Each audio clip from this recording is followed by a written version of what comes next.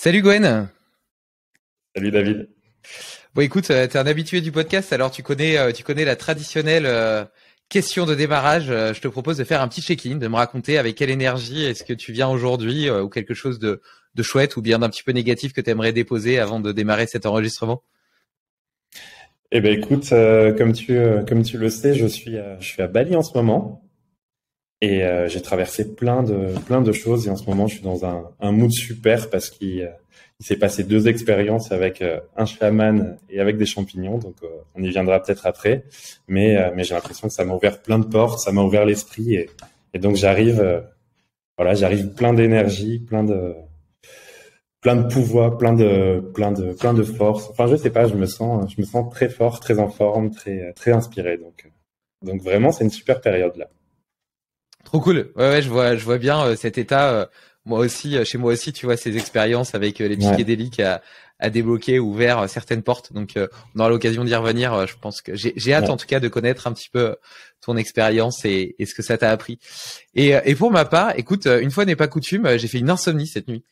Du coup, j'ai une nuit un petit peu dégueulasse parce que hier, j'ai eu Nicolas Aignan, un ancien invité du podcast, au téléphone.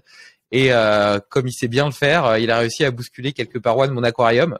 Et donc j'ai eu tendance à gamberger un petit peu cette nuit, notamment sur cette question très simple et pourtant essentielle qu'il m'a posée. Il m'a dit qu'est-ce que tu pourrais changer dans ton projet pour que ce soit dans ton projet ou dans ta vie, en l'occurrence on parlait de mon boulot principal, pour que ce soit du kiff tous les jours. Et c'est une question toute simple, hein, mais pour autant, ouais, elle peut redéfinir un tas de choses. Et donc, ça peut être des modifications en termes du projet en lui-même, en termes de l'organisation de mes journées, en termes d'équipe, en termes de mon rôle à moi et ce que je fais, ou en termes de carrément partir, tu vois. Donc voilà, assez lourd de réflexion, de conséquences. Et du coup, on a planifié un nouvel enregistrement avec lui parce que je trouve qu'il a pas mal progresser dans son épanouissement personnel aussi. Et il a une vibe que j'aime bien qui est de dire vibrer plutôt que planifier. Et donc voilà, ça fera un petit teasing pour le prochain épisode que je ferai avec lui. Et donc voilà, donc j'ai fait cette petite insomnie, mais malgré tout ce matin, donc je me suis réveillé un peu plus tard que d'habitude, à 7h30, et ma fille est venue à monter les escaliers toute seule parce qu'elle a 2 ans et donc de ça fait déjà un moment qu'elle sait les monter, mais elle est montée en haut et elle est venue me réveiller dans mon lit en me faisant un gros câlin. Alors je pense que ça doit être l'un des plus beaux réveils qui soit. D'habitude c'est plutôt l'inverse, c'est moi qui vais la chercher dans son lit. Là c'est elle qui est venue me chercher. Et elle avait pris un livre avec elle, donc j'ai pu commencer ma journée par la lecture d'une petite histoire, et puis après une bonne douche froide, la promenade du chien, et là j'étais au taquet pour cette belle conversation avec toi Gwen.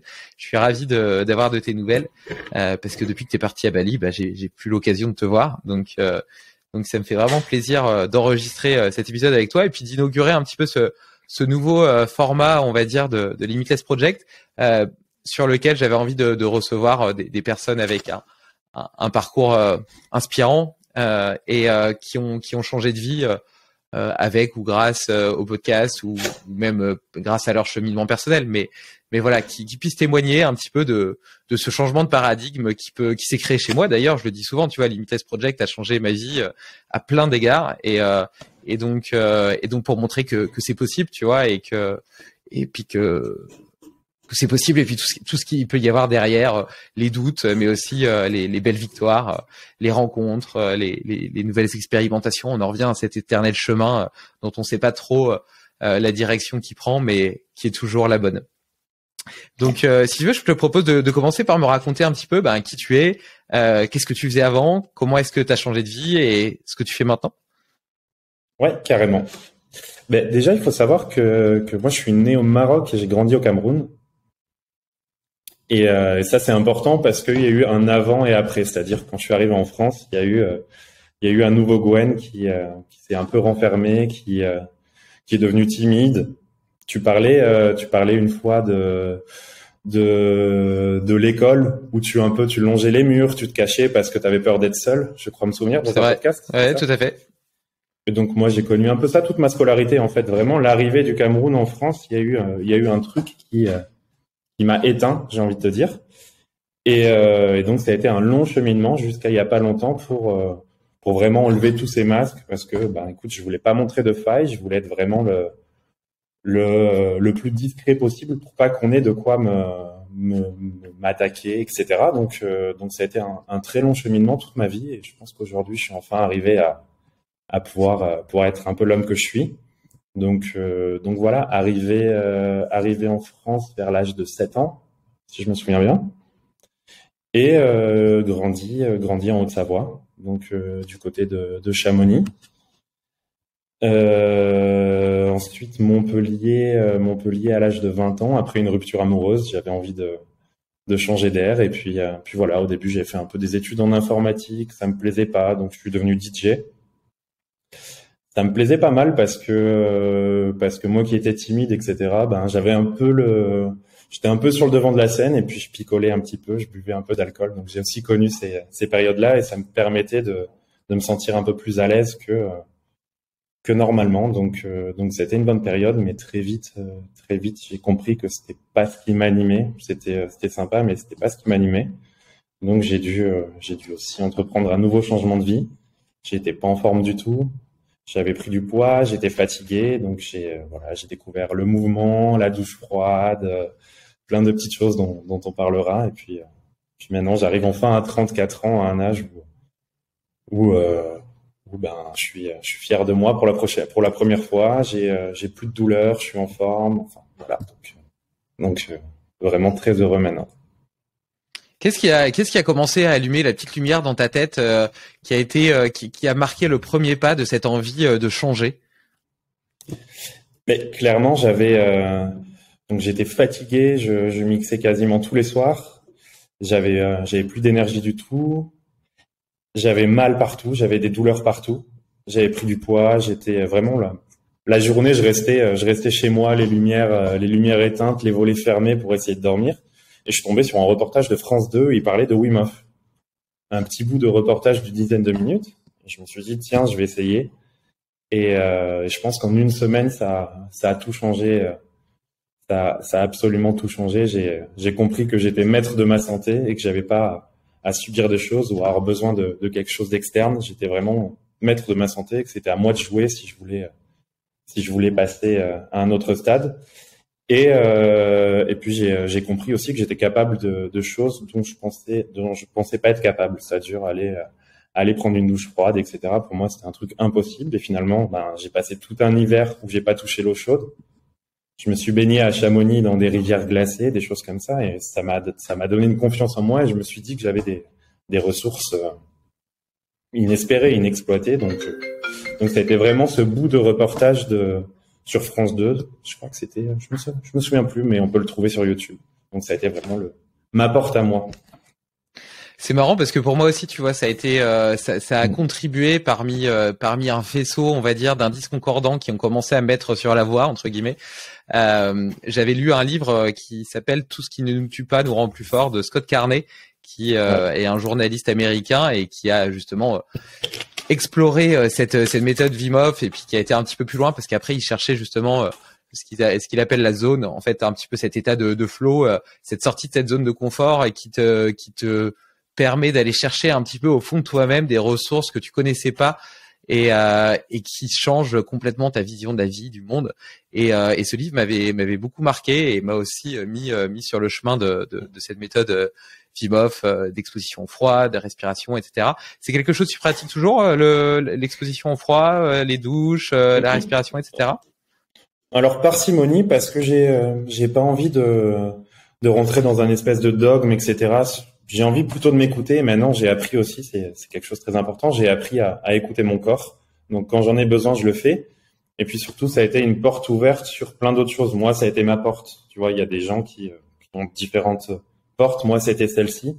Et puis maintenant, j'explore beaucoup de choses. Mais il y a un endroit vers chez moi où ils proposent des bains froids. Donc j'y vais de temps en temps.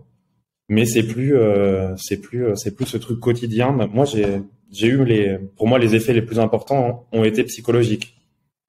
Donc, ok, maintenant c'est fait. Maintenant, j'explore d'autres choses, mais de temps en temps, j'y reviens. Mais pas quotidiennement, non. Et puis, trouver de l'eau froide ici à Bali, c'est impossible. C'est sûr que c'est plus facile en Haute-Savoie. C'est plus facile. Et donc ce reportage a un petit peu ouvert de nouvelles portes dans ta tête, t'a donné envie d'explorer de nouvelles choses et puis potentiellement de remettre en cause ton quotidien de DJ où tu buvais un petit peu trop, tu faisais la fête tous les soirs, etc. Comment est-ce que tout ça s'est articulé dans ta vie? Comment est-ce que petit à petit tu t'es séparé de ce sur quoi tu t'étais construit? Parce que mine de rien, tu vois, tu disais tout à l'heure que tu avais souffert du regard des autres et de cette exclusion. Et donc quelque part, en réaction à ça, tu t'es créé une autre image, l'image de quelqu'un qui est sur le devant de la scène, qui est aimé, qui est apprécié. Tu vois, le DJ, il a la cote, et donc qui est basé sur certaines valeurs, tu vois, des valeurs de reconnaissance par les autres. Et comment est-ce que tu as réussi à t'affranchir de ça, de ces illusions, et puis de chercher une voix qui te faisait réellement vibrer, qui était parfaitement en adéquation avec toi-même, avec ton cœur? Écoute, je crois que, tu vois, quelques années, ce reportage, j'ai dû le regarder il y a 4 ans. Et c'est enfin maintenant que j'y arrive. J'avais un peu ce truc, en fait, j'avais peur du futur, j'avais peur de l'avenir. Et ça a été un peu le point de départ. Donc, qu'est-ce que je vais faire de mon avenir? Est-ce que je vais être DJ toute ma vie? Est-ce que je vais continuer comme ça à me détruire? Non. Donc, qu'est-ce qui s'est passé? J'ai rencontré Hugo, que tu connais. Hugo Collard, du coup, que j'ai reçu sur le podcast aussi, et avec qui qui nous a permis de nous rencontrer parce que c'est là-bas qu'on faisait du mouvement chez Wolf Movement. Et exactement. C'était super.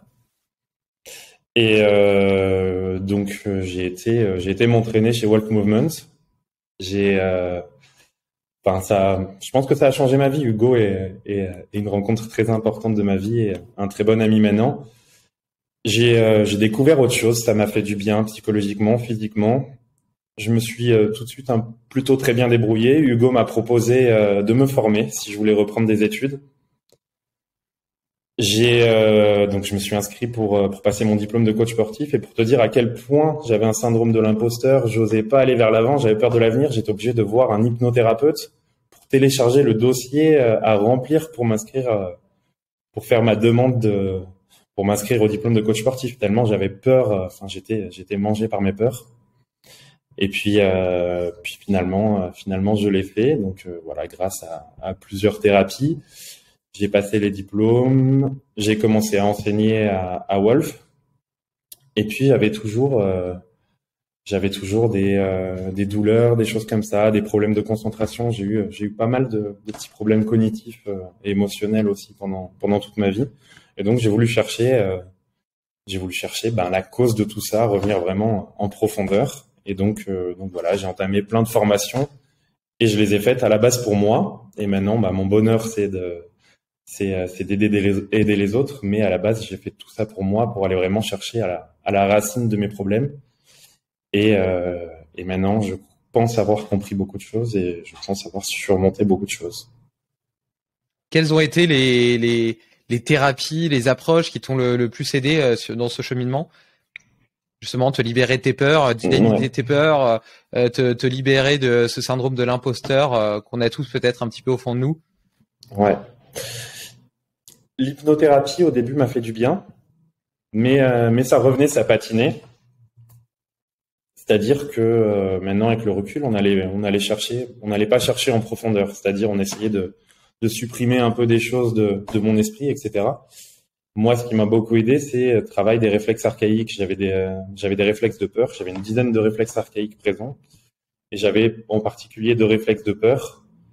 Et le fait de les travailler m'a vraiment ouvert sur la vie, sur le futur, et m'a enlevé cette peur de l'avenir et cette peur de montrer qui je suis, cette peur de faire des choses, d'aller de l'avant. Pour moi, ça a été le game changer. Ouais, les réflexes archaïques, j'en ai un petit peu parlé avec Sébastien Zimmer ou Mathieu Boulet que j'ai reçu sur le podcast. Mais peut-être que tu peux rappeler un petit peu ce que c'est et quel rôle ils peuvent jouer dans la gestion des peurs, d'autant plus que maintenant tu t'es formé sur le sujet. Ouais, carrément. Eh ben écoute, en fait, le nouveau-né, le nourrisson, t'as dû le voir avec ta fille, n'a pas le système nerveux assez développé pour prendre des décisions par lui-même. Donc, comment il fait pour survivre? Il a à peu près 70 réflexes qui lui permettent de survivre, et au fur et à mesure, ça va devenir de la motricité volontaire. Donc, par exemple, on connaît tous ce réflexe-là. On met la main sur le bébé, il serre la main. On met le doigt sur la main du bébé, il serre la main. Donc voilà, c'est tous ces réflexes, le réflexe de succion pour sucer le sein pour téter le sein de sa mère, par exemple. Et moi, j'avais en particulier 2 réflexes de peur qui permettent aux nourrissons de se protéger. Et si malheureusement, moi, je pense que j'ai pas rampé, on m'a mis direct sur un trotteur, donc j'ai pas passé toutes mes étapes de développement et j'ai pas pu intégrer ces réflexes. Et donc, ils sont restés à l'âge adulte. Ils sont censés disparaître au bout de quelques mois. Et moi, ils sont restés à l'âge adulte. Donc, en fait, tu as toujours quelque chose de très profond, involontaire, qui t'envoie des peurs un peu partout, un peu tout le temps, en fait. Et ça, si tu le sais pas, t'as beau aller voir un psy, un hypnothérapeute, ce que j'ai compris. Là, t'es tout en haut de la pyramide. Et si tu travailles pas la base de la pyramide, ce sera plus compliqué. C'est difficile quand même à comprendre comment est-ce que des réflexes qui auraient pas été correctement intégrés quand t'es bébé puissent générer des peurs ou des désordres psychologiques une fois adulte. Tu vois, t'as pas une forme au début quand tu lis ça, ou quand t'entends ça, t'as pas une forme de résistance de ton mental qui dit non mais attends, c'est débile quoi, le corps humain il est quand même trop bien fait pour ça. Ouais. Après, il y a quelques exemples qu'on m'a donnés qui m'ont beaucoup parlé. Et par exemple, sur le fait que tout ce qui est relié à l'enfance, à la petite enfance, même dans le ventre de la mère, peut avoir un impact. C'est-à-dire que quand on m'a expliqué que quand tu es dans le ventre de ta mère et qu'elle est sédentaire, qu'elle ne bouge pas, le premier sens à se développer, c'est le système vestibulaire. Et ben ton système vestibulaire va pas être activé et donc après tu auras des problèmes d'équilibre. Quand tu as des problèmes d'équilibre, ton corps a toujours peur de tomber. Donc qu'est-ce qu'il fait? Il se crispe. Donc tu vis un peu dans la peur de tomber. Et donc tu vois, c'est des choses comme ça qui m'ont aidé à comprendre et ben ouais, ce qui se passe quand tu es tout petit ou même avant, ça a vraiment un gros impact, tu vois. Et j'invite tout le monde à faire des petits exercices, des choses comme ça qu'on peut trouver facilement sur Instagram et voir l'effet que ça peut avoir. C'est assez hallucinant. Et maintenant, je suis complètement persuadé qu'il faut retourner à ces périodes-là pour certaines personnes. Ça peut être le game changer. Et est-ce que tu penses que justement, tu vois, tous ces réflexes archaïques qui n'ont pas été correctement assimilés viennent de nos modes de vie modernes où justement on est de plus en plus sédentaire, etc. Là, tu parlais notamment de la gestion de l'équilibre. Bah, potentiellement, tu vois, avant, si on vivait dans la forêt, j'imagine qu'il y a des moments, d'ailleurs comme on le fait un petit peu chez Wolf Movement, où on devait marcher en équilibre sur une branche, donc on travaillait notre équilibre, on devait sauter par-dessus une rivière, escalader parfois peut-être un petit peu un arbre.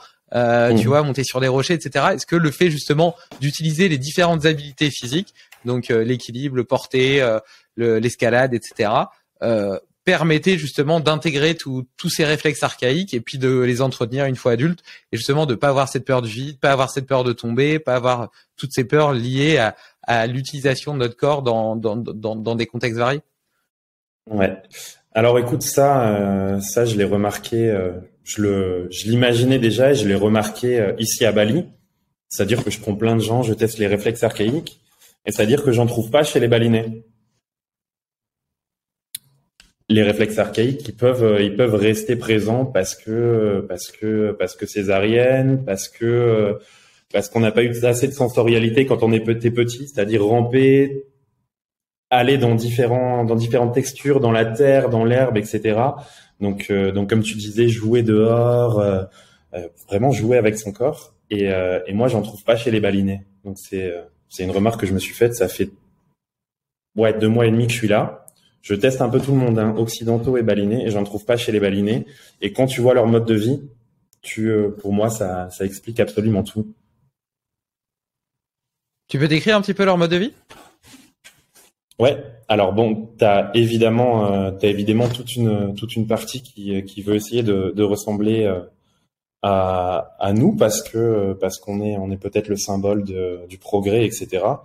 Mais les gens marchent pieds nus, s'assiedent en squat profond, donc ils attendent le bus, ils bricolent en squat profond. Je l'ai vu aussi au Sri Lanka. Les gamins jouent dehors dans la terre. Donc moi j'étais venu chez toi, j'avais vu ta fille qui jouait avec les poules Je sais plus si c'était le chien ou le chat qui jouait dans la terre, qui en avait partout. Et en fait, je vois exactement la même chose ici, tu vois. C'est vraiment retour. Enfin, on laisse l'enfant faire. Et pour moi, c'est primordial et ça explique pourquoi les gens les ont pas ici.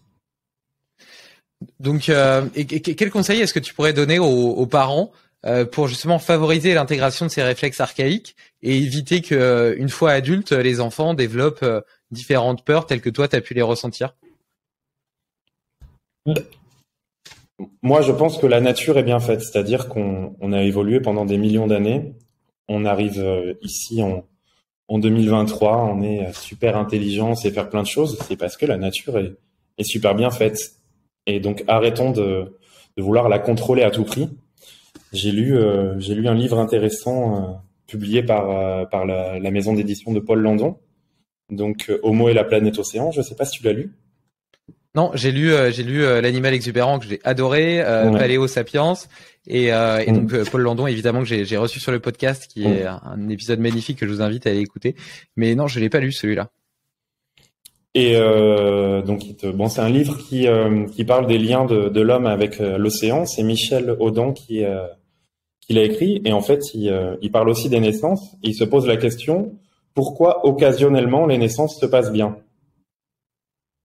Et en fait, les naissances qui se passent bien, c'est les naissances qui sont pas dans un cadre aseptisé où on force la maman à se poser, allongée, etc. En fait, quand les naissances se passent occasionnellement bien, c'est que la nature fait son effet, parce qu'on inhibe nos émotions en faisant ça. Et en fait, si on laisse nos émotions, si on laisse la nature faire, ça se passe bien. C'est l'observation que tu peux conclure de ce livre. Et en fait, je pense que c'est ça. On essaye trop de contrôler la nature. Et si on laisse la nature faire, ce sera peut-être un peu plus facile. C'est intéressant en tout cas cette relation aussi à l'eau parce que déjà historiquement aux origines de la vie on était tous des poissons, donc on a quand même tous cet héritage commun quelles que soient les espèces que ce soit des mammifères, des oiseaux, quoi qu'il en soit, on était tous à la base des animaux aquatiques. Et puis on remarque quand même des spécificités physiologiques qui nous permettent d'être particulièrement bien adaptés à ce milieu. Même si évidemment on peut pas respirer dans l'eau, lorsqu'on immerge la tête dans l'eau, on voit que le rythme cardiaque a naturellement tendance à diminuer. Et de la même façon, par exemple, quand on plonge en profondeur, je me souviens qu'à l'époque, les scientifiques disaient que si on dépassait 50 mètres, les poumons allaient s'effondrer sous la pression, et ce qui mènerait assurément à la mort de l'apnéiste. Or, aujourd'hui, on atteint plus de 100 mètres, et en fait, on s'aperçoit que au-delà de 50 mètres, eh ben les alvéoles pulmonaires, les vaisseaux pulmonaires, etc., se remplissent de sang, ce qui évite que les poumons s'effondrent sur eux-mêmes. Et donc au final, c'est juste quelques exemples de tout un tas de dispositifs qu'on a qui nous permettent en réalité d'être assez bien adaptés au fait de nager sous l'eau ou de vivre sous l'eau. Et donc voilà, c'est juste une constatation, mais je sais pas si ce livre en parle un petit peu, mais je trouve ça intéressant. Ouais, il en parle, et il t'explique aussi qu'on a tout faux par rapport à nos recherches sur l'homme préhistorique. En fait, on a eu une montée des eaux, c'est-à-dire que tout notre passé a disparu sous les eaux. Et donc, en fait, l'être humain avait tendance à vivre donc au bord de l'océan, et tous les vestiges ont disparu. Donc, en fait, on fait des recherches sur une espèce de petite minorité de gens, et en fait, les autres étaient beaucoup plus adaptés à l'eau, ils naviguaient, etc. Mais en fait, tout a disparu puisqu'il y a eu une montée des eaux. Et donc ouais, vraiment, je vous conseille ce livre, parce que si vous aimez l'océan, si vous aimez l'humain, si vous aimez l'histoire, ce sera assez puissant. Ça rejoint aussi les travaux de Graham Hancock, qui a notamment fait une mini-série là sur Netflix. Bien évidemment, ces théories restent des théories. Il n'y a pas de vérité absolue. De toute façon, on est simplement des observateurs de vestiges du passé, et on en déduit des théories qui ne sont et ne seront jamais que des théories. Mais il a justement l'avantage justement de déjà de faire des liens entre plusieurs choses, c'est-à-dire entre plusieurs sites archéologiques entre eux, en utilisant d'autres connaissances, la cosmologie, les rites anciens, etc. Et puis justement, il a été cherché, il a montré que exactement comme tu le dis, il y a un tas de vestiges qui sont en fait sous l'eau parce que avec la montée des eaux, ils montrent sur les continents, etc. que le dessin du monde était complètement différent. Et donc, ces études sur les civilisations anciennes laissent à montrer que notre perception de la préhistoire est complètement faussée et biaisée et simplement l'expression d'une extrapolation d'une petite partie de celle-ci et non la réelle histoire de l'humanité, quoi. Donc, c'est ça. Je sais pas si t'as vu la série, mais bon, bah c'est intéressant en tout cas, ça met des choses en perspective. Je pense que comme d'habitude, il y a des choses à prendre. Mais avant de partir, ouais, pardon. Non, vas-y. Oui, voilà. C'était rien. Non, là t'es à Bali, mais ton premier grand voyage, il a été au Sri Lanka. Justement, ouais. J'ai le sentiment, après peut-être que je me trompe, que ça a été le premier gros coup de massue que t'as mis dans les parois de ton aquarium et qui t'a mis sur le chemin de ce changement de vie. Est-ce que tu peux me raconter un petit peu cette étape de ta vie? Je sais pas si tu te souviens, le premier contact qu'on a eu, je t'ai envoyé un mail en te disant, j'ai écouté le podcast avec Maxime Barbier. Tout à fait. Parler de ses rêves. Ouais. Et donc en fait, en écoutant ce podcast, je me suis dit, bah écoute, je vais écrire des rêves. Et là, il y a eu partir à l'étranger en Asie. Et le lendemain, je crois, j'ai pris mon billet d'avion. Et effectivement, ça a été un coup de massue. Et juste pour en revenir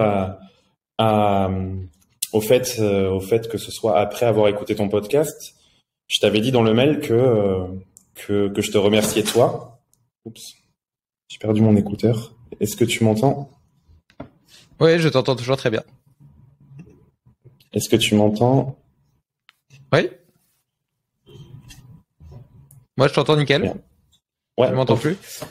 Et donc, en fait, je te remerciais parce que tu es un vecteur. En fait, j'aurais jamais entendu Maxime Barbier parler de ses rêves, de son projet, et j'aurais jamais fait ça si tu n'avais pas eu l'idée de l'inviter. Donc, ton rôle est aussi important que le sien.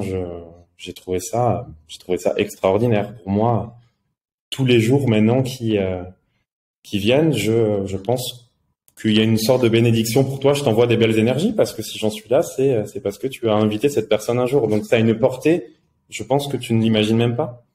Et aujourd'hui, par exemple, je prends des gens en suivi et j'ai pris le monsieur qui s'occupe du ménage de ma guest house en suivi.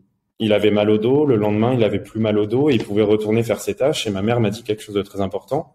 Elle m'a dit, ton métier est puissant parce que tous les jours où il va utiliser son dos, maintenant, il va te bénir parce que tu lui as permis d'utiliser son dos. Donc, en fait, on est vecteur de belles énergies et ça dépasse ce qu'on imagine.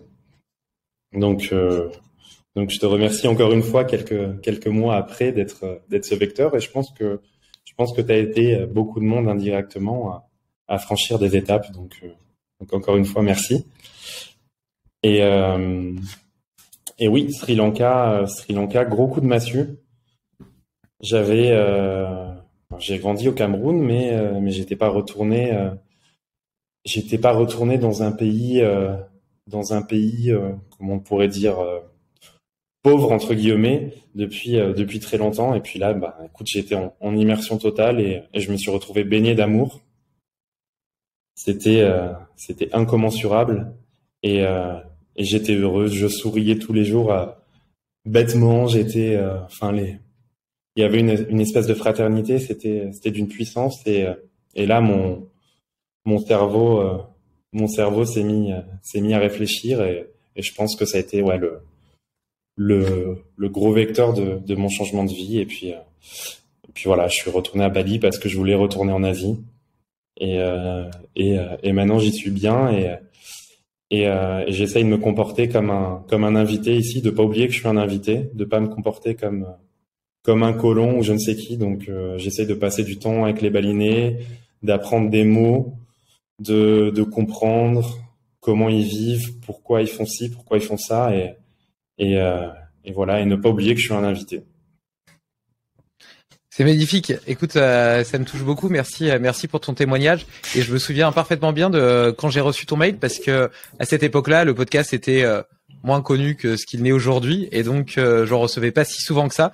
Et justement, quand tu m'as dit que tel épisode t'avait marqué et t'avait permis de changer de vie, moi j'ai ressenti énormément de gratitude, de bonheur, d'épanouissement personnel, de me dire que j'avais pu contribuer à ça.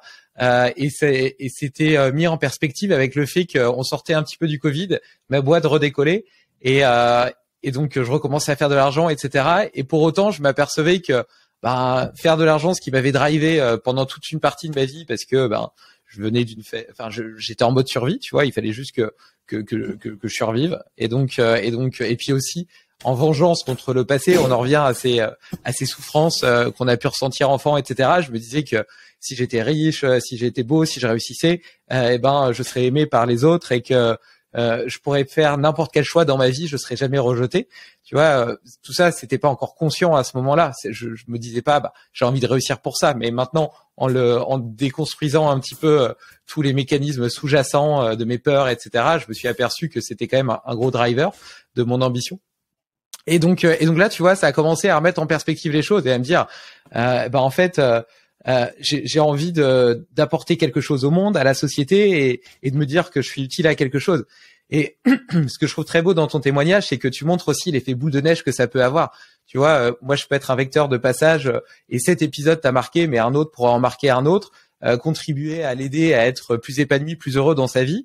Donc c'est super déjà à cette échelle-là, mais lui, en étant plus heureux, il va pouvoir aussi donner plus de bonheur autour de lui, pour ses proches directement, pour lui-même, et puis potentiellement avoir cette envie aussi de transmettre, tu vois, d'une façon ou d'une autre, d'influer positivement son microcosme. Et d'ailleurs, tu vois, quelque part, on peut entendre les nouvelles, si tu regardes des infos, etc., et c'est toujours super négatif, t'as l'impression que le monde va super mal, tu vois, et entre le réchauffement climatique, la guerre en Ukraine, la menace nucléaire, les épidémies de Covid, la politique, et toutes les menaces qui peuvent encore peser sur notre avenir, tu peux facilement être déprimé et te demander à quoi bon faire quelque chose dans ce monde qui est déviant. Et pour autant, déjà, il y a plein de raisons de se réjouir, mais on en parle moins. Plein de choses magnifiques que l'homme est capable de faire, parce que s'il a un pouvoir de destruction incommensurable, il a aussi un pouvoir de création et d'imagination qui est magnifique. Et par ailleurs, on a tous notre responsabilité, la responsabilité d'influencer notre propre microcosme, la caissière qu'on va rencontrer au magasin, la personne à qui t'as permis de régler son problème de dos, qui va plus être dans la souffrance quotidienne. Et donc, le fait de plus être dans la souffrance, déjà, va le rendre plus heureux et épanoui dans sa vie, mais surtout, va aussi lui permettre d'être moins à fleur de peau avec les autres, avec toutes les personnes qui va interagir. Et donc, lui-même, quelque part, de par le fait qu'il soit mieux dans sa vie, il va influencer positivement son microcosme, et ainsi de suite. Et c'est cet effet papillon, tu vois, un petit battement d'aile qui peut changer le monde. J'y crois vraiment. Et donc, je te remercie pour ton témoignage, et puis pour le fait de participer à ce petit épisode un petit peu spécial, parce que je pense que c'est important de diffuser ce genre de message. Et si je peux rajouter une chose, vas-y. Je vais te donner un exemple très concret. Donc, je m'en cache pas, je l'assume totalement. Je suis allé voir des hypnothérapeutes, des psychologues, etc. Et ça m'a beaucoup aidé. Et en France, c'est peut-être un peu mal vu, ça peut être un peu honteux. Et tu vois, rien que le fait d'en parler, des amis m'ont demandé le numéro du psychologue, etc. Sont allés, ou de l'hypnothérapeute, sont allés les voir, et puis ont entrepris un changement de travail, un changement de vie, un déménagement, etc. Et donc, en fait, juste de parler, tu vois la puissance du truc. Et ça, pour moi, c'est un conseil que je peux donner à tout le monde, c'est parler, communiquer, qu'est-ce qui vous a aidé à avancer, etc. Communiquez-le, parce que vous imaginez pas l'impact que ça peut avoir sur votre microcosme. Donc c'est vraiment un conseil que je peux donner. Clairement. Et puis en plus, tu vois, dans nos sociétés, c'est mal vu d'aller voir un psy. T'as presque honte. Tu te dis, bah non, j'ai la légitimité d'aller en voir un que si j'ai un trouble mental. Sinon, en réalité, je devrais pas aller en voir un. Alors qu'on est tous névrosés. On a tous des blessures d'enfance, etc. On a tous des choses à régler. Donc potentiellement, on aurait tous intérêt à aller en voir un. Et sur l'hypnothérapie, c'est encore autre chose. C'est qu'on se dit, ouais, c'est un peu magique, c'est un peu mystique, c'est un truc de perché, et en réalité j'y crois pas, ça marche pas vraiment. Et moi j'ai arrêté de fumer avec l'hypnose. J'aurais peut-être pu arrêter sans ça, tu vois, j'ai pas essayé d'autres méthodes, mais ça a marché, tu vois. Et le retour que j'ai eu de certaines personnes, c'est bah j'ai pas envie d'essayer parce que j'y crois pas. Alors même que moi j'en ai été l'exemple et que je connais plein de gens qui ont arrêté grâce à l'hypnose. D'ailleurs, du reste, c'était dans ma box de CrossFit quelqu'un qui m'avait donné le numéro parce que lui-même avait arrêté grâce à cette hypnothérapeute, pardon. Donc je pense que c'est important aussi de démystifier un petit peu ces nouvelles façons de travailler sur ces douleurs, sur ces peurs, sur ces problèmes. Et je pense que ça, c'est une vraie caractéristique de notre génération. Tu vois, avant, on était hyper drivé par le fait d'être dur, d'être discipliné, de gagner de l'argent, de rester bien dans ton métier toute ta vie. Voilà, tu vois, c'était des temps différents. Et là, on est quand même dans une société qui est beaucoup plus caractérisée par le développement personnel. Et derrière développement personnel, on met tout. On met des choses positives comme négatives. Le marketing s'en empare et il y a plein de charlatans, entre guillemets, qui vendent la poule aux œufs d'or, alors qu'en réalité, c'est simplement que des jolies phrases sur des bouts de papier. Et dans le même temps, se développent des thérapies diverses et variées qui correspondront bien à certains et pas à d'autres. Et c'est ça qui est intéressant aussi. Tu vois, il y en a un petit peu pour tous les goûts. Par rapport à l'hypnose, par exemple, j'ai ma propre expérience, la tienne. Et alors, pour ceux qui douteraient encore que ça marche, là, j'ai mon ami JB que j'avais reçu sur le podcast aussi, qui a fait une formation de 2 jours. Et en 48 heures, après 48 heures, il a été dans la rue, c'est de l'hypnose de spectacle. Il pouvait faire tomber les gens par terre, les accrocher à un poteau, leur faire croire qu'ils pouvaient pas s'en détacher, leur faire des câlins, des choses comme ça. Et tu dis, putain, en 48 heures, t'es capable de faire des choses pareilles. Enfin, c'est juste incroyable. Et c'était des inconnus dans la rue, tu vois. Donc, l'hypnose est un outil puissant. C'est un outil puissant. À chacun de trouver sa porte d'entrée. Peut-être que certains seront moins sensibles. Enfin, peu importe, mais faut pas hésiter à se faire aider. J'ai l'impression d'avoir gagné des années en un an. C'est énorme. Donc pas avoir cette honte. Et c'est vrai qu'en France, c'est une insulte. On te dit va te faire soigner, va voir un psy.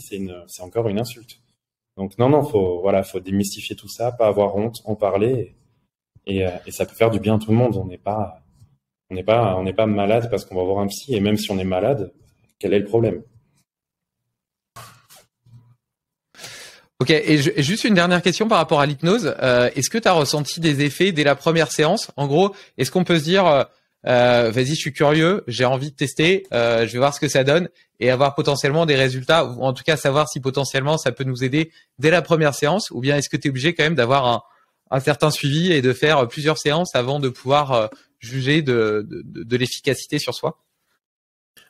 Alors moi j'avais une copie double de trauma et de blocage à péter, donc j'ai pas pu tout faire à la première séance. Mais à la première, c'était j'ai envie de m'inscrire à ce diplôme de coach sportif et j'arrive même pas à aller sur le site télécharger le dossier, quoi. Donc je suis rentré, j'étais surboosté, surmotivé. Et j'ai pu faire ça, j'ai pu faire mes démarches, donc c'était mon premier travail et ça marchait super bien. Après, j'ai compris que l'hypnose c'était génial, mais tant que j'avais mes réflexes, tant que j'avais mon cerveau gauche et mon cerveau droit qui communiquaient pas très bien, ça pouvait être poussif. Donc en fait, ça a été vraiment le tout qui a fait que j'ai pu évoluer, mais oui, j'ai pu avoir des effets directement, bien sûr. Ok, donc du coup potentiellement tout le monde peut avoir intérêt à tester, ne serait-ce que pour voir, tu vois. Et puis au pire, ça fait rien. Et donc du coup, il y a plein d'autres voies qui existent, mais on peut faire l'expérience et et voir ce que ça peut donner. T'as cité l'épisode avec Maxime Barbier qui justement a été l'élément déclencheur de de ce voyage au Sri Lanka. Est-ce qu'il y en a d'autres qui t'ont marqué, qui t'ont aidé dans ton cheminement? Ouais, il y avait eu un épisode que t'avais fait sur les psychédéliques. T'avais fait de l'ayahuasca en Suisse, si je me souviens bien. Et moi qui ai toujours appris à camoufler mes émotions pour pas montrer de failles, de vulnérabilité, j'ai toujours eu du mal à pleurer, à me mettre en colère, même à montrer que j'étais joyeux, tu vois. J'ai toujours mis une armure, un masque, et je me suis dit que peut-être il me fallait un petit peu d'aide pour aller sortir ces émotions, parce que c'était vraiment ancré profondément. J'avais beau tout essayer, aller voir tout le monde pour travailler là-dessus, les émotions étaient vraiment ancrées profondément. Je sentais qu'elles étaient là et qu'elles revenaient dans mon ventre, tu vois. J'avais cette sensation bizarre et je sentais que ça me rendait malade. Et donc je me suis dit tiens, peut-être que quelque chose peut m'aider un peu à les sortir. Alors je conseille à personne comme ça d'aller l'air de rien essayer des trucs comme ça, parce que moi je l'ai fait quand je me suis senti prêt et je pense que si tu te sens pas prêt, il faut pas le faire. Ça a été le fruit de pas mal de temps de réflexion, mais en tout cas ça a mis un petit truc dans ma tête qui a mûri et qui a fait que j'ai décidé de sauter le pas il y a à peu près 2 semaines, pas avec l'ayahuasca mais avec les champignons. Donc oui, tu peux me raconter un épisode assez... Allez, on y va. J'attends ce moment depuis 42 minutes. Oui, parce qu'en plus, je t'ai envoyé un message en plein trip. Alors, je l'ai fait avec une copine de Bali qui connaît bien, donc qui était un peu ma guide. Et je m'attendais pas du tout à ce qui allait se passer. Donc, tu mixes tes champignons avec un peu de coca. On avait loué une petite cabane dans les rizières, dans les collines, un peu isolée.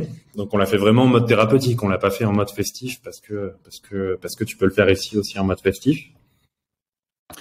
Et là, c'était parti pour un voyage de 6 heures. C'était, je pense que c'était le truc le plus dingue que j'ai fait dans ma vie. Et donc, par exemple, je suis allé dire au revoir et je t'aime à ma grand-mère décédée. J'ai dit je t'aime aux gens qui m'avaient aidé dans leur vie. J'ai dit je t'aime pour la première fois à mes parents. Ma mère m'a répondu un super message, mon père m'a envoyé un pouce. Donc je sais d'où le blocage des émotions peut venir, mais je l'ai pas fait pour avoir des retours, je l'ai fait pour libérer quelque chose. Peut-être que selon les choses auxquelles on croit, voilà, on peut parler du chakra cœur, du chakra gorge, mais en tout cas, je l'ai fait pour me libérer de choses. J'ai pleuré, j'ai ri. Vraiment, c'était des émotions décuplées et ça m'a fait un bien fou. Je l'ai senti sur le moment que je libérais tellement de choses.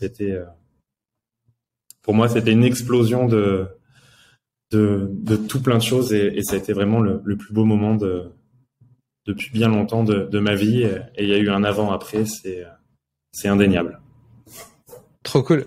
Mais ça fait vachement écho à ce que moi j'ai vécu aussi, ressenti, et puis à ce que d'autres avant moi ont partagé aussi.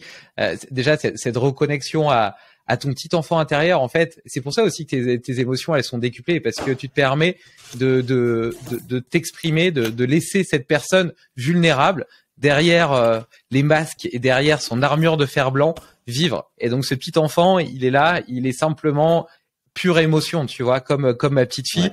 Ouais. Je la vois, tu vois, elle a 2 ans, et ben elle vit pleinement ses émotions. Bah tu te reconnectes vraiment à ce petit enfant que tu as bien caché derrière des couches et des couches et des couches d'armure. Et puis moi aussi, tu vois, comme toi, je me souviens quand j'ai fait justement l'ayahuasca, d'avoir envoyé des messages en disant je t'aime à des gens. Et d'ailleurs, c'est assez marrant parce que tu vois, comme toi, tu as différents types de réactions. Tu as les personnes qui comprennent et qui disent je reçois pleinement ta fréquence. Et puis t'as les personnes qui comprennent pas mais qui sont quand même touchées. Et c'est ça qui est intéressant, parce qu'en fait parfois t'as peur de dire je t'aime à des gens parce que voilà, Et en fait, même si quelque part ils comprennent pas parce que eux sont pas arrivés à ce niveau de conscience et sont pas capables de l'expliciter comme toi, et ben pour autant ils le reçoivent et ils se sentent quand même touchés par ça, tu vois. Et donc tu vois, quelque part le feedback est toujours positif. Tu te désinhibes dans le bon sens et quelles que soient les réactions de l'autre côté, eh bien ça te rassure aussi sur le fait que tu peux te permettre de vivre tes émotions, tu peux te permettre de dire aux gens que t'aimes que tu les aimes, que tu peux te permettre d'être vulnérable. Et moi, depuis que j'ai un petit peu ouvert ces portes-là, eh ben j'arrive à activer ces voix dans mon esprit, entre guillemets, d'autres façons. Par exemple, quand j'arrive en haut du Mont Blanc, bah, j'ai ressenti ça aussi. Quand j'ai fait le yoga tout en Italie aussi. Tu vois, j'ai plein de petits exemples comme ça, souvent des choses quand même un petit peu au-delà de la moyenne, de ma moyenne en tout cas, qui me permettent de me reconnecter à cet état de petit enfant intérieur qui n'est qu'amour. Et c'est beau, c'est magnifique. Ah, c'est super beau. Et tu vois, il y avait un espèce de fil rouge qui était assez, je vais dire marrant parce que je l'ai pas mal vécu, mais qui aurait pu être troublant pour des gens. C'est pour ça que je dis que c'est pas non plus à mettre entre toutes les mains. La copine qui était avec moi, je l'ai vue, je la voyais un peu comme une morte vivante, comme un squelette au début. Et en fait, à fur et à mesure que j'allais dans mon passé, que je débloquais des choses, je me voyais comme un enfant qui était en train de renaître, vraiment une renaissance, un bébé qui était en train de renaître. Et au fur et à mesure, elle devenait de plus en plus humaine, de plus en plus belle, au fur et à mesure que j'avais des nouvelles naissances. Donc je me voyais vraiment comme un nourrisson à chaque fois que je franchissais une étape, et elle devenait de plus en plus humaine, de plus en plus belle, tu vois. Il y avait vraiment cet aspect renaissance, et ce fil rouge, c'était assez dingue, et je le voyais avec mes yeux, quoi, tu vois, c'était...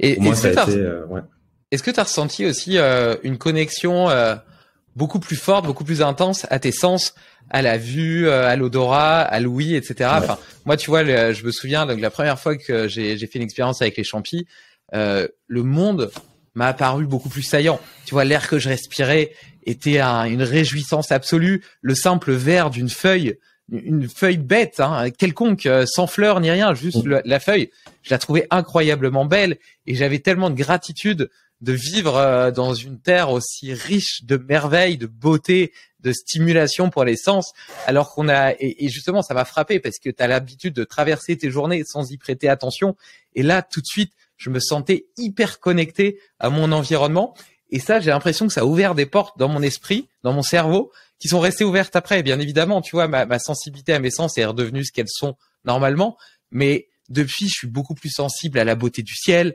beaucoup plus de gratitude à l'oxygène qui nourrit mes poumons, à tout un tas de choses, au grain d'une voix, d'une chanson. Voilà, j'ai l'impression que je suis plus ouvert à toutes les formes d'expression de la vie autour de moi.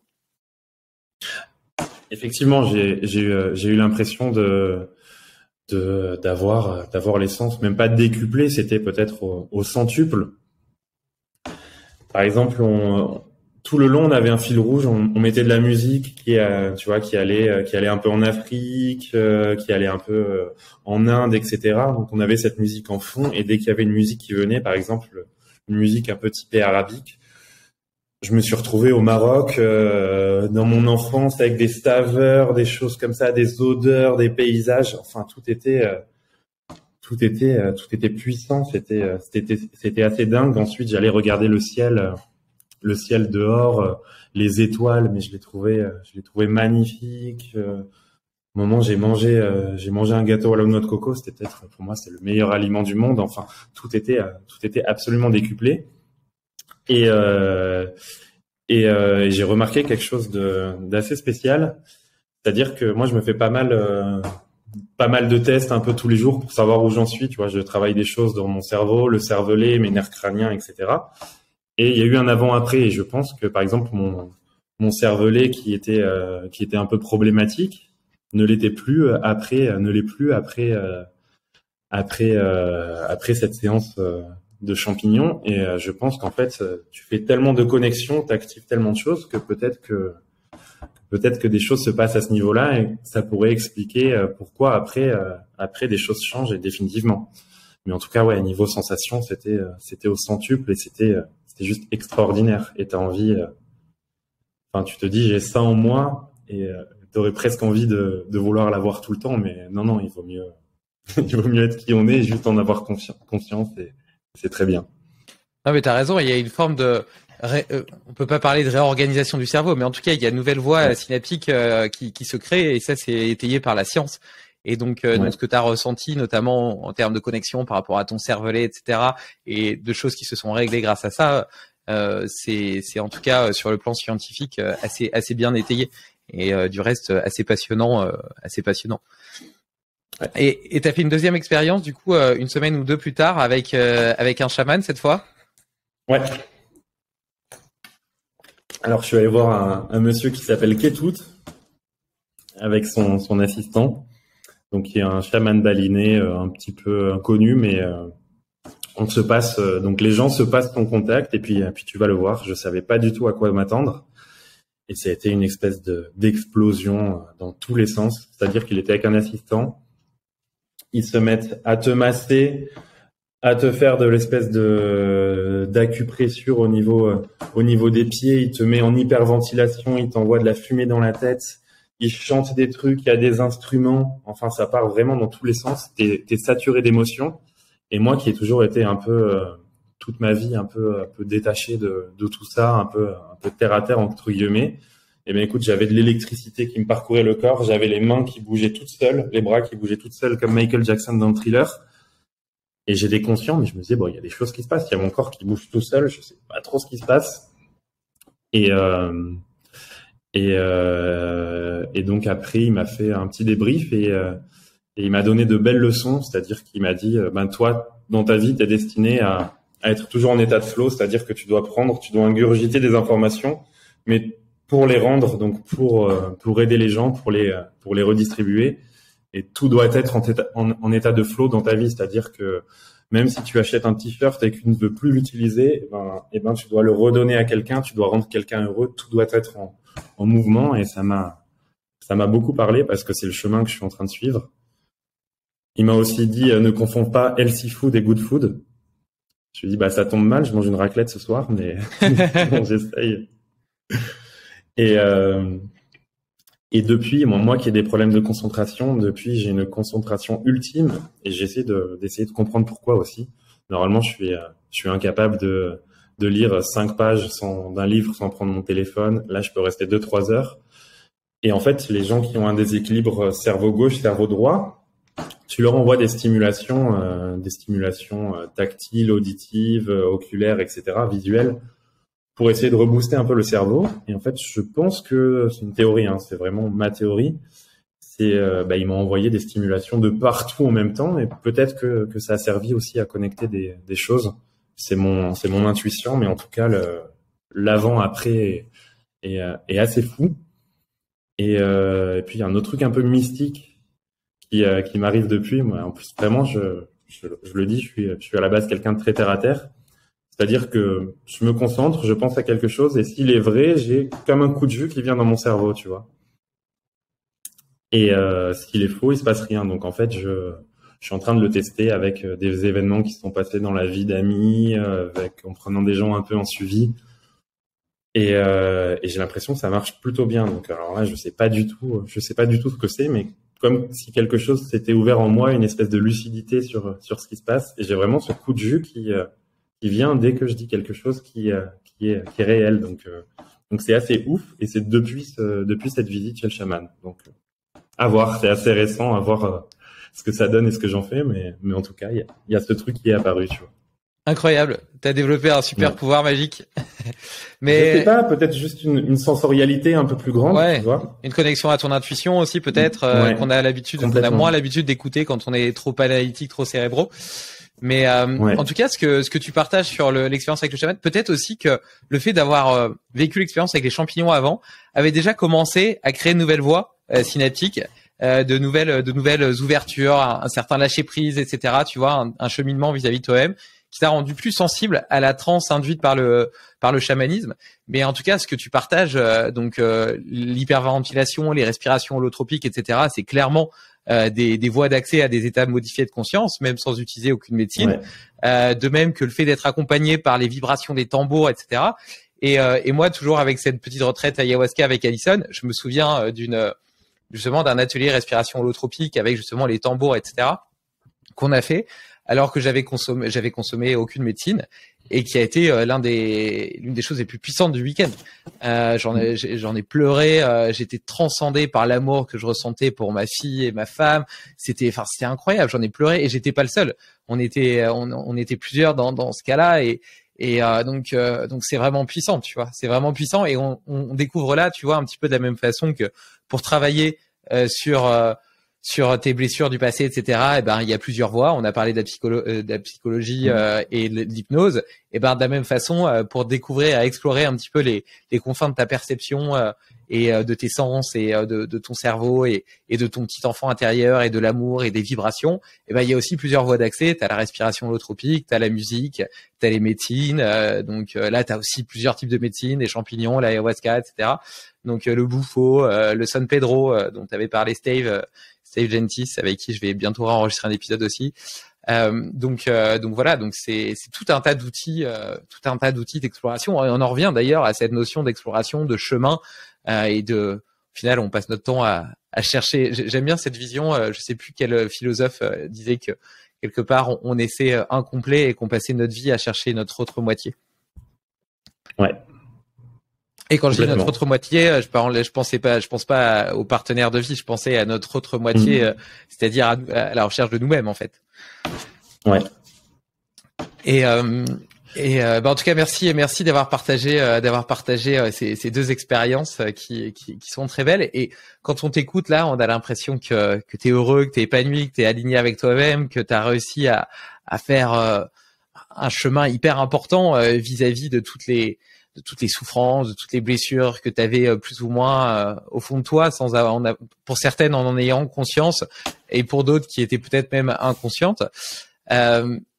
Mais pour autant, j'imagine que quand t'as commencé à avancer sur ce chemin de changement de vie, que tu t'es dit, ok, je quitte ma sécurité, mon pays, je quitte mon boulot de DJ qui me rapporte quand même de l'argent, qui me permet de vivre. Et puis je pars à l'aventure sans rien, sans savoir de quoi demain sera fait. Je pense que ça peut aussi générer des peurs. Est-ce qu'aujourd'hui tu dirais que tu as eu raison justement de pas écouter ces peurs et que tu es heureux et que tu es content de ce changement de vie?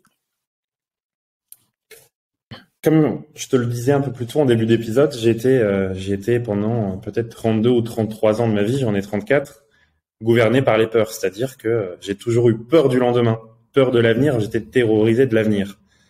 Et donc là, comme tu le racontes, je fais des choses risquées. J'ai aussi investi, je sais pas, 15, 20, 25 000 euros dans mes formations sans savoir où j'allais. J'avais pas de projet. C'était à la base juste pour me soigner moi, tu vois. Et j'en vis pas encore. Et voilà, j'ai quitté mon boulot. Enfin, je sais pas ce qui va se passer, mais j'ai aucune peur. Je suis juste excité de l'avenir et c'est un bonheur. Ça n'a pas été, c'est pas toujours facile. Tu as pu voir qu'à Bali, j'ai eu aussi des petits coups de mou. C'est pas facile, mais maintenant j'ai plus peur de l'avenir en tout cas, et c'est ça qui est génial. Et donc je repars très vite en avant, et c'est là que je vois qu'il y a quelque chose qui a vraiment profondément changé en moi, mais ça a été du boulot. Et puis en fait, maintenant je me dis, je suis passé par absolument toutes les étapes. J'en ai pas encore fini, mais j'ai tout connu. Et pourquoi ne pas aider les gens? Pourquoi ne pas se servir de mon expérience pour aider les gens? Et je commence à le faire, et j'ai plutôt des bons résultats. Et en fait, je me dis que j'ai enfin trouvé ma mission de vie. Et même si j'étais pas forcément heureux pendant 32 ans, je bénis ces 32 ans, parce qu'aujourd'hui, à 34 ans, je le suis. J'ai trouvé ma mission de vie. Et si j'avais pas eu tout ça, ben peut-être que je me ferais chier dans ma vie. Enfin, j'en sais rien, tu vois. Et donc voilà, rien n'est jamais fini. Les choses peuvent changer, et moi c'est le cas, et je le redis encore, je bénis ces 32 ans où j'étais pas aligné, où j'étais dans la peur, où c'était compliqué, et maintenant ouais, je suis heureux. Bah écoute, c'est magnifique, c'est très très inspirant. Justement, tu dis que t'en vis pas encore, et pour autant que t'aimerais en vivre, et puis aussi en vivant, de permettre à beaucoup de personnes d'aller mieux. Comment est-ce qu'on peut bosser avec toi? Qu'est-ce que tu fais exactement? Dans quel cas est-ce que tu interviens? Est-ce que tu travailles aussi à distance? Est-ce que tu pourrais nous donner quelques infos là-dessus?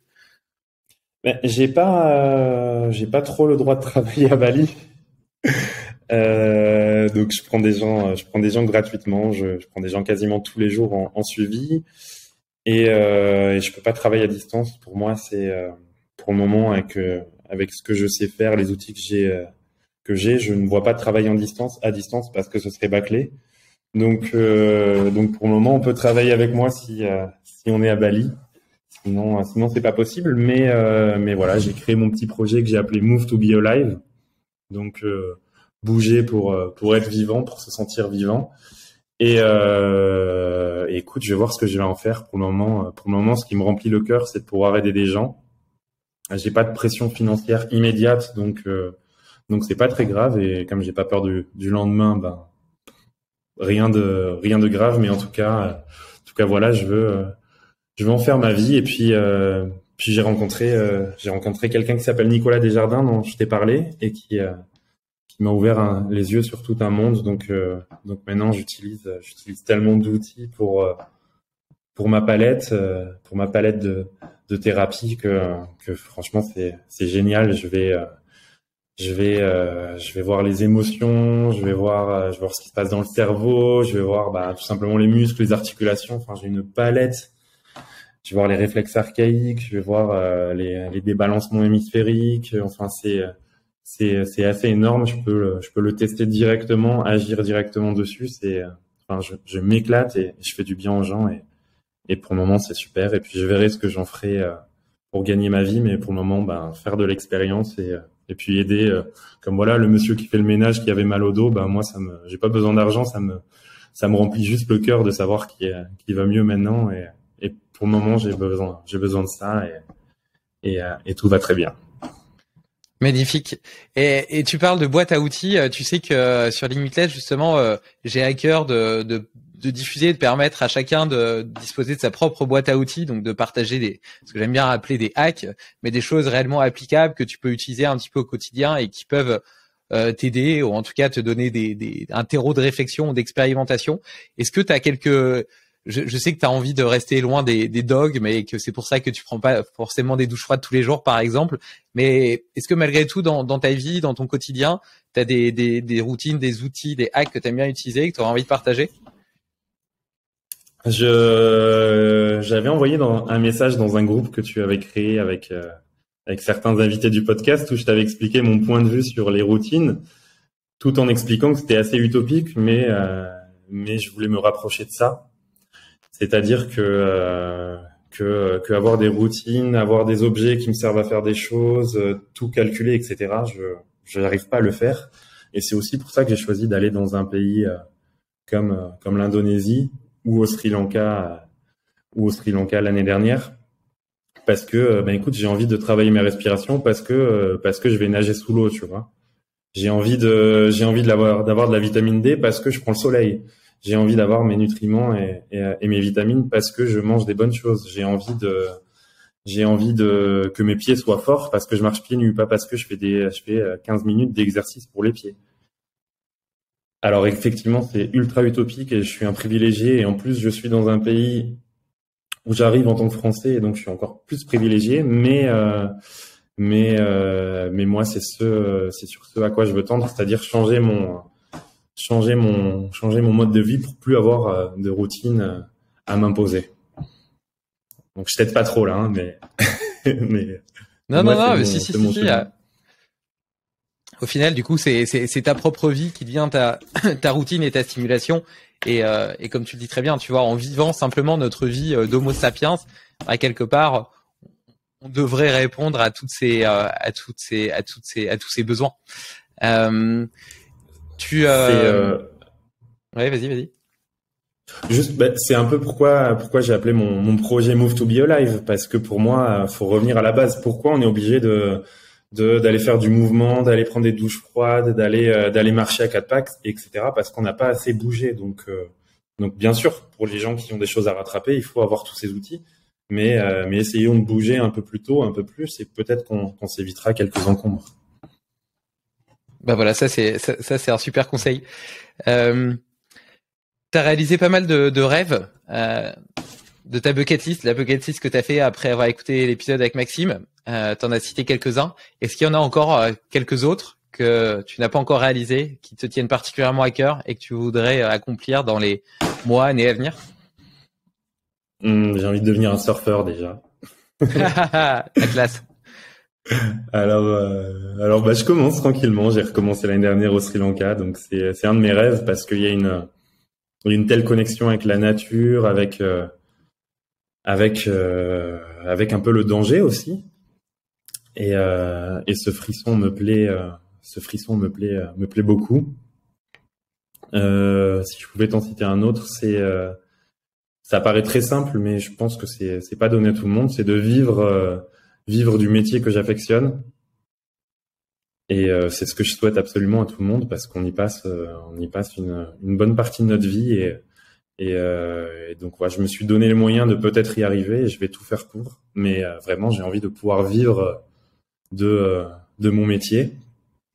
Et puis voilà, j'ai quelques trucs un peu sympas. J'ai envie d'apprendre le parapente. Mon père en fait beaucoup. Maintenant, je suis un petit peu loin, mais on a commencé à apprendre ça. Donc ça me plairait, voilà, l'océan avec le surf et l'air avec le parapente. J'ai vraiment besoin de ce sentiment de liberté, de communion avec la nature, et donc je pense que ce serait deux choses sympas à apprendre pour moi. Complètement. En plus, c'est assez complémentaire, tu vois, à la fois l'eau et l'air, et puis sur le fait de vivre d'un métier avec lequel on est aligné, c'est juste merveilleux parce que d'une part, t'as jamais l'impression de travailler, et en plus de ça, t'es clairement dans ta zone de génie parce que ça transpire dans chacune de tes cellules, et du coup, tu comptes pas ni ta passion, ni tes heures, ni ta soif d'apprendre et de progresser, et donc t'es toujours la meilleure version de toi-même.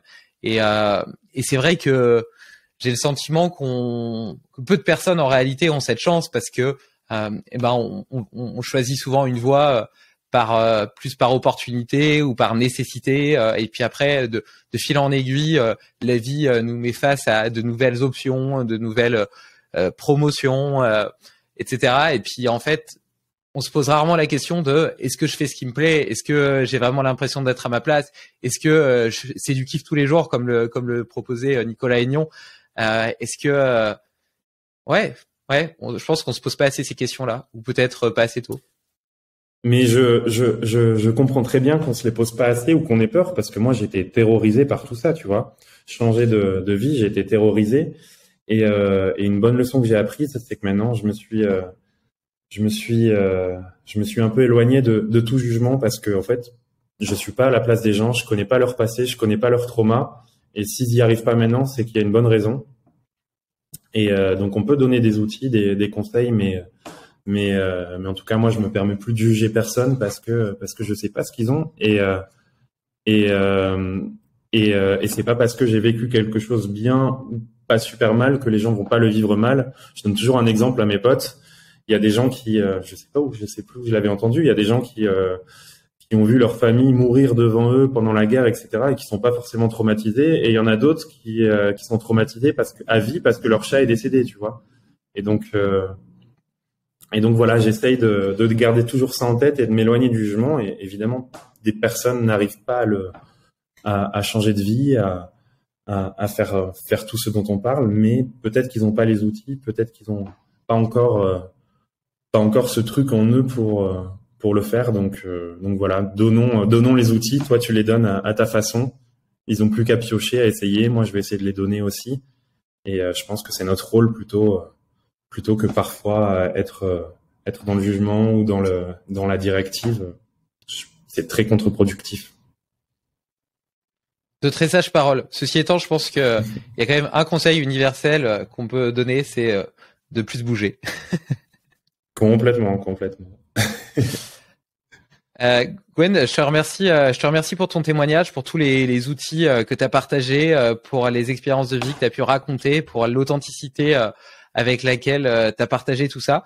Je suis convaincu que justement tu as apporté aussi ta pierre et ta contribution à ce partage. Et comme tu dis, on peut pas juger les choix des gens, etc. et ni les forcer à suivre une voie plutôt qu'une autre. Par contre, je pense qu'on peut allumer des petites lumières dans les consciences de chacun, comme ça a été le cas pour moi. Tu vois, je suis le premier entre guillemets bénéficiaire de mon podcast, et je l'ai déjà dit souvent, ça a été un vrai virage à 180 degrés. Ça a été le cas pour toi, c'est le cas pour d'autres. Donc un grand merci à toi pour tous ces partages.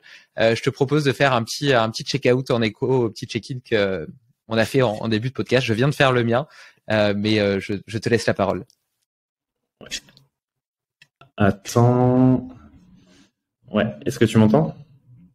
Oui. Ouais, ok. Un check-out en écho. Écoute, je suis très content déjà d'avoir de tes nouvelles. J'ai essayé d'en avoir un petit peu. Tu m'as dit, on parlera de tout ça pendant le podcast. Donc je suis très content d'en avoir, de te donner des miennes. Et puis j'espère que j'aurais pu peut-être inspirer même une personne. Moi, ça me remplirait le cœur. Et si n'importe qui a des questions sur n'importe quoi, n'hésitez pas. Je répondrai. Je pourrai partager les outils que j'ai utilisés, mes doutes, mes victoires avec grand plaisir en privé. Donc n'hésitez pas. Je mettrai de toute façon tous les liens, le lien de ton Instagram, les liens pour te contacter, etc. sur les différents projets sur lesquels tu travailles, pour les gens qui voudraient te suivre ou peut-être plus tard utiliser tes formations lorsqu'elles existeront. Donc tout ça sera dans les notes de l'épisode. Encore merci Gwen, je t'embrasse, je te souhaite une magnifique journée. J'espère que tu pourras réaliser tes rêves et puis je t'encourage à poursuivre sur ce magnifique chemin. Merci David. Bye. Bye.